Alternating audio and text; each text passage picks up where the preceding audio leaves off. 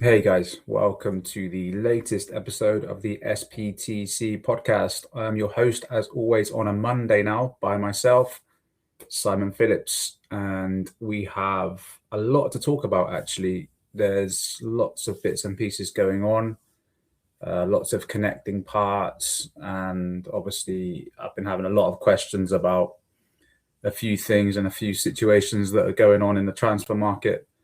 So, as always, I'm here to let you know what I've heard, explain a bit about what I think on each story that's going around at the moment, and everything else in between that.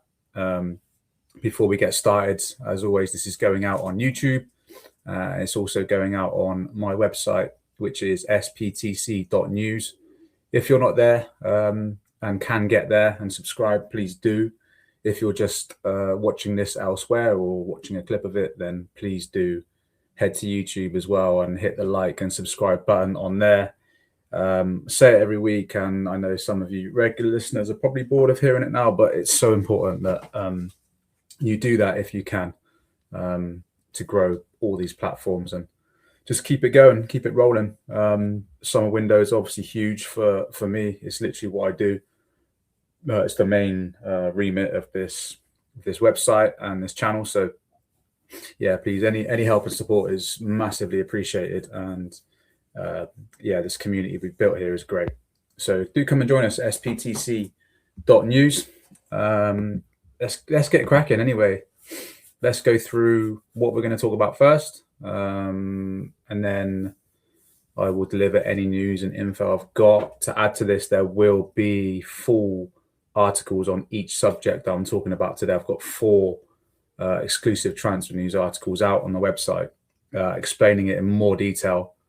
Lots more information and names on there as well that I'm going to talk about. So yeah, again, do head there if you can and get the full lowdown on each story. So we're going to begin today with speaking about Valentin Barco, who was announced finally by Chelsea yesterday on the website. No media or interview yet, but I'm going to speak about more about that in a minute. And then I'm going to speak about some outgoing moves, moving on to centre backs, which will link into potential move for Dassasi. And then we're going to talk about another player who's come back in, real surprise over the weekend. I wasn't expecting it. The situation around it has been very hush-hush. But yes, Mudryk is coming back in and he will be involved in pre-season. I'll speak about him very soon. And then I'm going to end up with talking about the importance of a good end to the window, because I feel like we're at a bit of a crossroads now in decisions. And then I'm going to speak about what I'm calling a football festival this week. Chelsea are playing a lot of games. I didn't even realise. I just checked it now. And yeah, so I'll speak about that in a minute. Playing both on Saturday and Sunday. Interesting. But yeah, it's good. Football festival. We love football. We love festivals. What's not to love? So yeah, I'm going to begin with Barco. The here we go from Fabrizio came a long time ago. So I'm not really sure what happened, why it took such a long time for it to be announced. The fee is reported to be about 35 million, I think. I don't have any info. This is just what I've seen floating around, which could prove to be a bargain or it could prove to be a lot of money. But a quick word on Barco. Taking my England hat off, because he was an absolute dickhead against us at the end of the game. Kind of shithousing that I don't really like. I do like shithousing, but I think I spoke about this with Jay last week. I think there's a fine line between being a bit petulant and being a bit of a dick to doing it the right way. But yeah, I mean, if he's in a Chelsea shirt, we've just beaten Arsenal and he's doing that, running in Arsenal players' faces at the end of the game, I think Chelsea fans would probably love it. Let's be honest. But yeah, he was doing it against England, and yeah, I'm not going to speak about that anyway. But taking away all of that, I think Barco is a good player. I really do. I think he's he's got a lot of good about his game. Obviously, he doesn't quite fit what we've been trying to add to the squad, which is experience, physicality, and height with all the signings we've made so far. But I mean, he's only 5'7", isn't he? So he's very small. But I think on the ball, technicality, he's a great player. He can play at left back as well as midfield. So in isolation, I don't mind the signing. But what I do mind is Chelsea, or I don't know, reporters trying to say that he's been a signing that's approved by Alonso. I mean, okay, he might have been approved by Alonso, but Alonso was not in the building or even speaking to Chelsea when we agreed to sign Barco from Strasbourg. So it's not an Alonso signing, and I'm not going to have anyone try and make it out that it is, because it isn't. Alonso might like him. He might rate the player. He might say, okay, yeah, that's fine. But he's not an Alonso signing. He's a Blueco signing. And he's also a player who Chelsea decided to go for because his agents were taking interest from other clubs. And obviously Chelsea owns Strasbourg as well. So they're like, let's get him in before he starts getting his head turned, because he's, there's a lot of waves around Barco at the moment, and as a real big prospect. So Chelsea wanted to just get him in before he had his head turned by going to a bigger club than Strasbourg. So that's why they signed him. That's what has happened. In terms of the plans for him, all I've been told is we have to wait and see, because Alonso will make the decision. Alonso is going to assess him. A loan move has not been ruled out to me at all by sources. He could still go on loan, but it's going to be Alonso's decision. He's going to have a look at him now. I believe that he will join pre-season as well, and Alonso will take a look at him like he is with a lot of the players right now. But yeah, he's got a chance of staying in the squad. Of course he has. But we'll have to see the decisions that Alonso makes. And it also depends on outgoing situations in midfield.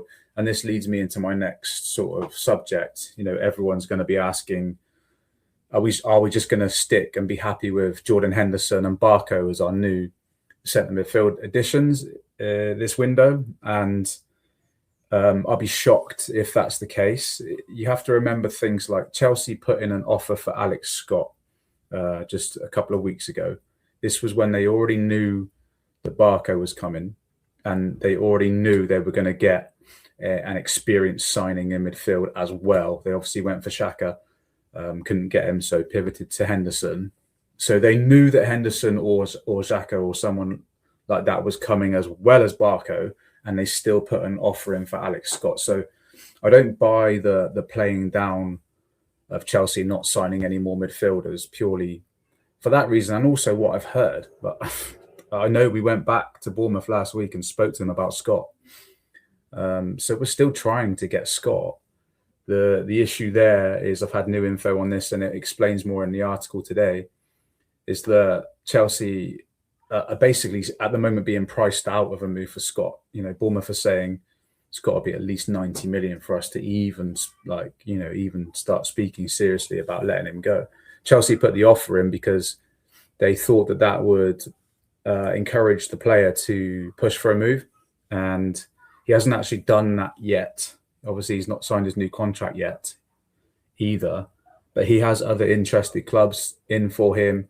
He initially wanted Tottenham. He was waiting on Tottenham, Spurs fan, I believe. And he's still been hoping that they might come back in, but they haven't at the moment, unless they make some sales themselves in midfield. So they haven't come in for him. So, but what this means is Scott just hasn't pushed for this move like Chelsea hoped that he would. And I'm not saying it's dead. I'm not saying it's over, because Chelsea still were speaking to Bournemouth about Scott last week, and Scott is actually keen on the Chelsea move. But whether he's keen enough to physically push for it, we'll have to wait and see.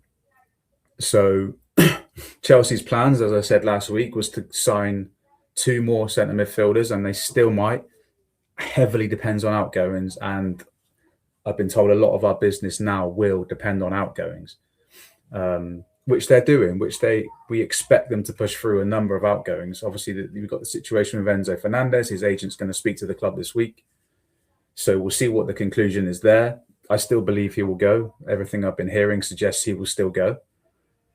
So once they sell him, I think we could see a scenario, and again, I'll be shocked if Chelsea don't sign at least one more midfielder this window, potentially two, even as well as Barco and Henderson. I would genuinely be shocked. You know, when I put these reports out, it's never conclusive. It's always what the plans are.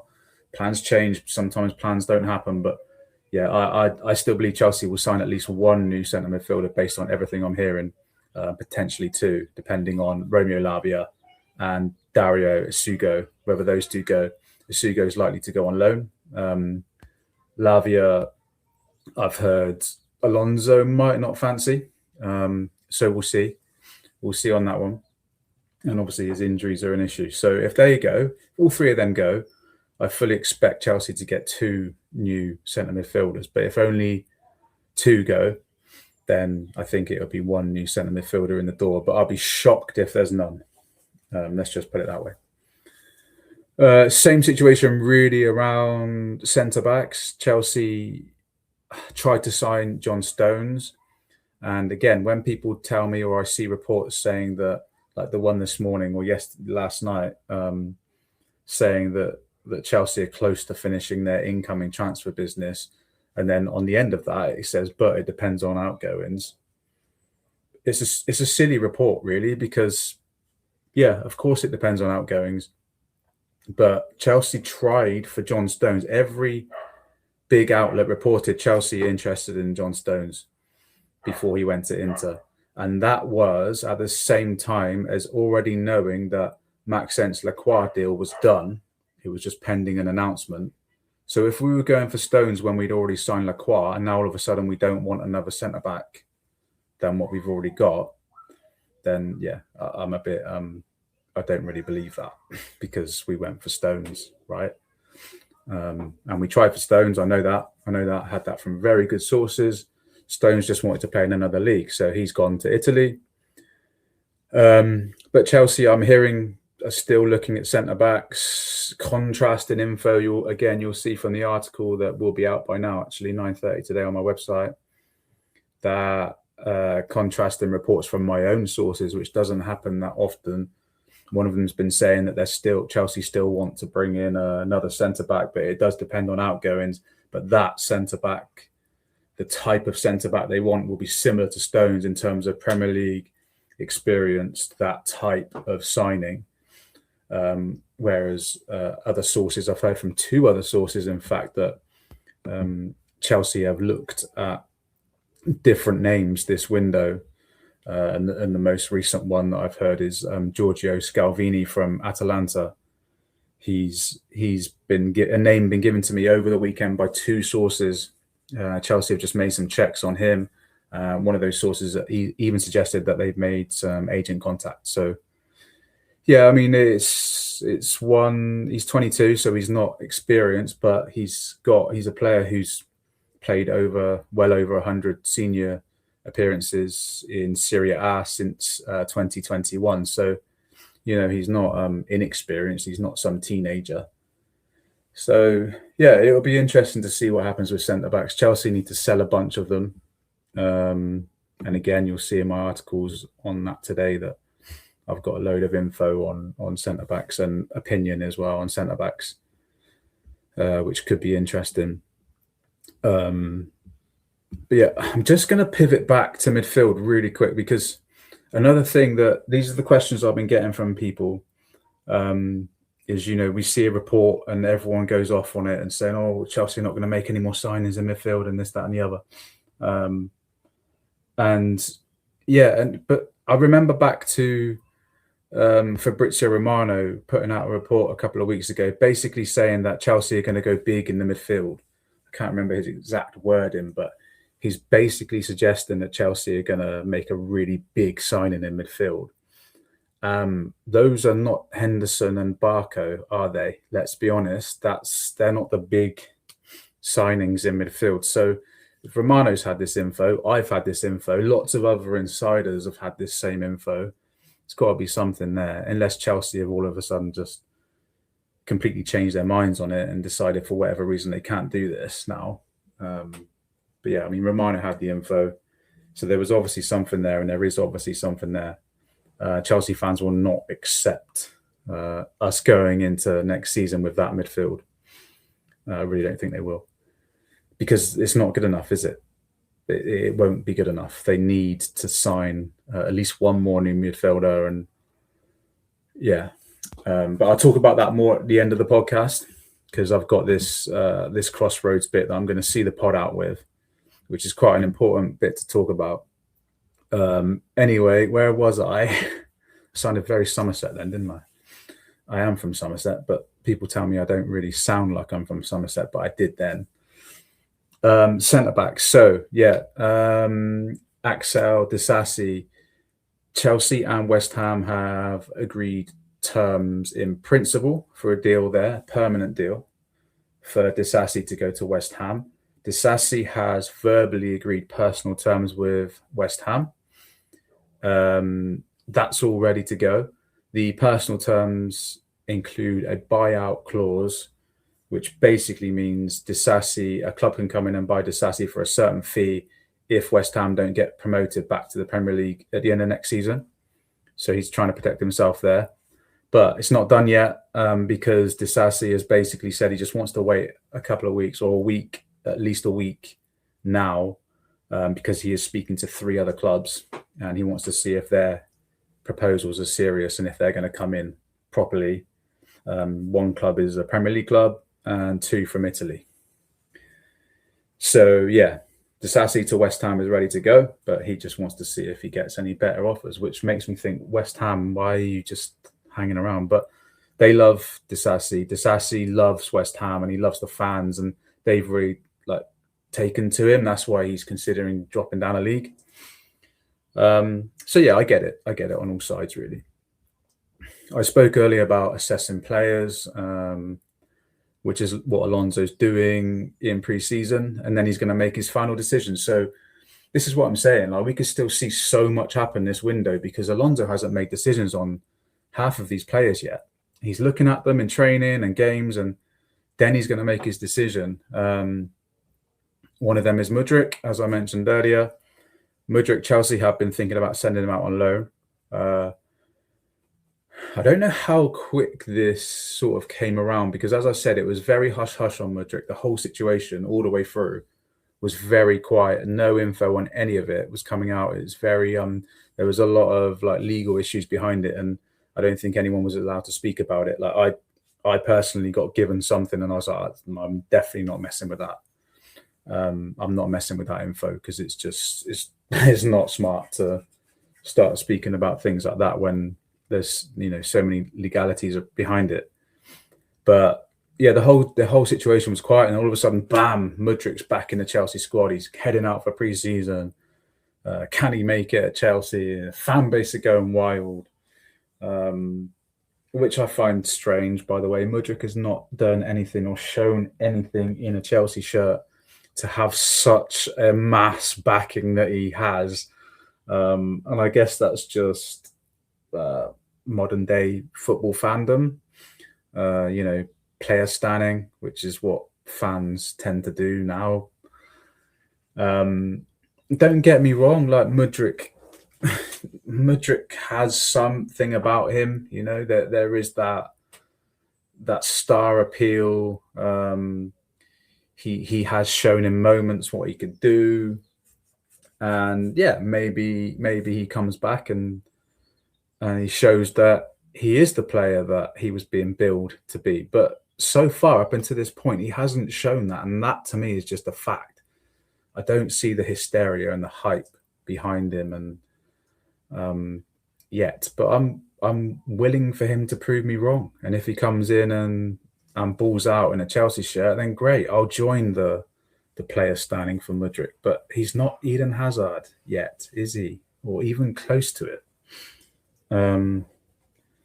Yeah, we'll see what decision Alonso makes on Mudryk. If he decides to keep him in his squad, he might do. But I think it could be more likely that he goes out on loan, because if you put yourself in Mudryk's shoes, he's just come back. Remind me to mention Barco. Not that you actually can remind me, because this is not a live stream, but I'm talking to myself in my head here. I need to come back to Barco on this as well, because Mudryk, is he going to come back from this ban and then be happy playing a bit part role? No. Is Barco going to go from being an important player, playing every game for Strasbourg, to playing a bit part role at Chelsea? No. So that's why I think both of these players could still go out on loan.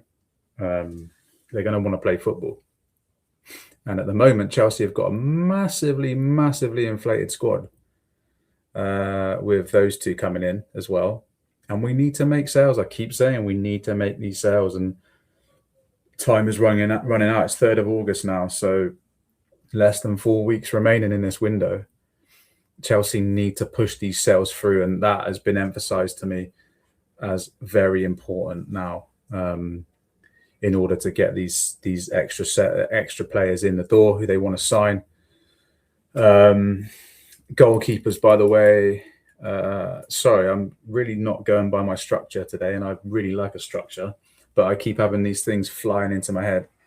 Goalkeepers, I have heard whispers of Diogo Costa. I keep mentioning them, but nothing solid enough for me to really report. All I'm getting is that Chelsea are going after 3rd choice goalkeepers and not number ones in reality. Another name there is Nick Pope, given to us over the weekend as a potential 3rd choice goalkeeper that Chelsea might try and get. Jason Steele is still an option. But at the moment, yeah, I'm not getting anything to suggest Chelsea will be going all out for a new number one. But I still keep hearing the name Costa. I don't think anything will come of it, but let's see. Yeah, importance of a good end to the window. Chelsea are well and truly at a crossroads in this window, in my opinion. We're at a moment now where it could go one way or the other. If we don't get these outgoings done that we need to get done, then I think it could end up being quite a disappointing end to what looked like a promising window at one point, and still might be. Like I've said, I understand the signings of Henderson. I like the signing of Welbeck. I love the fact that they're bringing in more experience and leadership and creating this leadership group. That is brilliant, absolutely brilliant. But these are not needle-moving signings, are they? And we still need a couple of needle movers in certain positions. Morgan Rogers, good, decent signing. Perhaps could be a needle mover. Lacroix, very good signing. But just those two alone is probably not enough. So we could go one way or the other here. We need to add to that. We need to keep this momentum building. They've got Chelsea fans back on side with these signings and some of the reports that we've been hearing. So if they follow through with this now, then they could well and truly keep Chelsea fans on side and have them fully behind them, ready for the start of the season, with Alonso leading it. I really think that they could get Chelsea fans back here, but they've got to finish this window in the right way and do what's needed to be done. I keep saying as well, like I still believe we need a defensive midfielder, a physical defensive midfielder, and I will stand by that. I still think we need a new number one goalkeeper, and I will stand by that. But when you look at it, the reality, perhaps, if we don't quite get everything done that we needed to do, it might still be a pretty decent window. But they just need these sales now. They need to make these sales. And hopefully this week we'll see some, and we'll get the ball rolling for some. Hopefully more than just loans as well. Keep seeing a lot of loan moves and reports of loan moves. But yeah, let's just see how it pans out. Let's see how the window finishes, because there's plenty of time left. And, I stand by these sources, the sources that I've heard from my own people that give me info, and everything else I've heard all along this summer. I do still believe that we do have these big plans in midfield that we need to push on with. Anyway, that's enough of the transfer info for this week. Chelsea, a football festival. So Chelsea are playing this week on Wednesday against Juventus, and then Saturday against AC Milan, and then Sunday against Johor Darul Tazim. Sorry if I butchered that. I've never heard of them. Just being honest. Never heard of them. But Chelsea are playing them on Sunday. You'd imagine that, yeah, Chelsea are going to go strong on Wednesday, go strong on Saturday, and then play all the kids on Sunday. That's what you'd expect to see. Because, yeah, you're not going to play 2 games in a row. I mean, that is if this is correct. I'm reading that here, right in front of me. Saturday the 8th, Sunday the 9th. 2 games in a row. Unheard of, isn't it? Very strange. Maybe it should be our under-21 team playing on the Sunday. Anyway, plenty of Chelsea to watch this week. Maybe we'll see Welbeck play a game. Maybe we'll see Mudryk play a game. Barco. Jordan Henderson I don't think he's going to be involved. He's not been announced yet, but he obviously did his arm in, didn't he? He did pass his medical on Friday, so that's all done. It just needs to be announced. But I don't think he's going over there. But yeah, Mike Penders is another one coming in, so maybe he will be involved. Caicedo came back in as well. Nicholas Jackson. So yeah, plenty of new and old faces to take a look at. I'm looking forward to watching some of these games this week in the Chelsea Football Festival. Yeah, it's great. Yeah, all right, guys, that's about all that we've got time for now. I'll try and get these shows wrapped up in 25 minutes. We're on 26 minutes. One last plug. Please do head to sptc.news if you haven't already and subscribe there. And if you haven't already liked and subscribed on YouTube and subscribe to my channel on YouTube, then please do that now. Much appreciated. And thanks everyone, as always, for joining me today.